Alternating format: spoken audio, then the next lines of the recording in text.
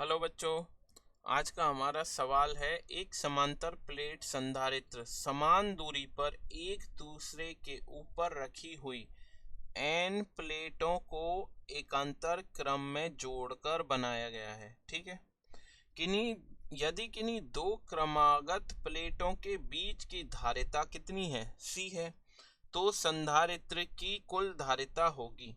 अब देखिए हमारे पास बताया गया है कितनी प्लेट्स हैं, 1 2 3 4 5 6 7 ऐसे करके कितनी प्लेट है, एन प्लेट्स हैं। अब देखिए एक पहली और दूसरी प्लेट को मिलाकर जो संधारित्र बनेगा उसकी धारिता कितनी होगी, सी होगी। तो पहली और दूसरी से एक संधारित्र बनेगा, दूसरी और तीसरी से बनेगा, ऐसे ही तीसरी चौथी से बनेगा।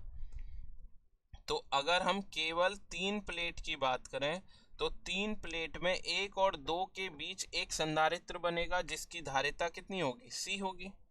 2 और 3 को लेंगे तो इसकी धारिता भी सी होगी। तो हम देखें 1 से लेके 3 प्लेट, अगर हम 3 प्लेट लेते हैं तो हमारे 2 संधारित्र बनते हैं जिनकी धारिता सी है।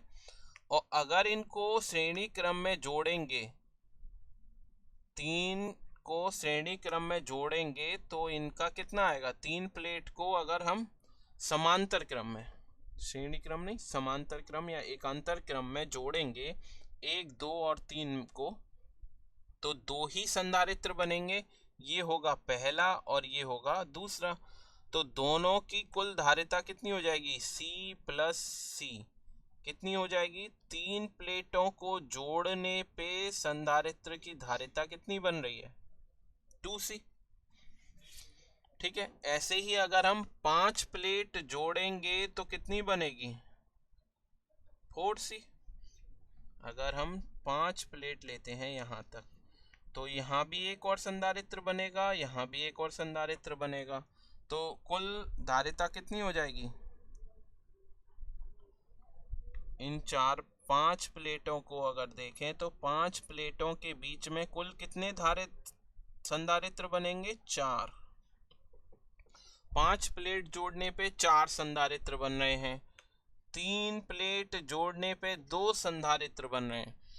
तो n प्लेट जोड़ने पे कितने बनेंगे, देखिए 3 जोड़ने पे 2 बन रहे हैं, 5 जोड़ने पे 4 बन रहे हैं। तो n नंबर ऑफ प्लेट को अगर हम जोड़ेंगे तो कितने संधारित्र बनेंगे, n-1। ठीक है। और कुल धारिता क्या होगी, n-1 गुणा c। फिर से समझ लेते हैं, 3 प्लेट जोड़े तो हमारे पास एक C और एक C, 2C मिले, 2 संधारित्र बने, दोनों की धारिता C थी। तो कुल धारिता कितनी आ गई, 2C आ गई।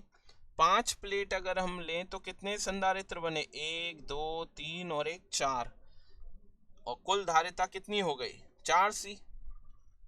अब हमारे पास n नंबर ऑफ प्लेट हैं, n नंबर ऑफ प्लेट को अगर हम जोड़ेंगे तो कुल धारिता कितनी हो जाएगी, एक कम रहेगी, n-1 गुणा c हो जाएगी।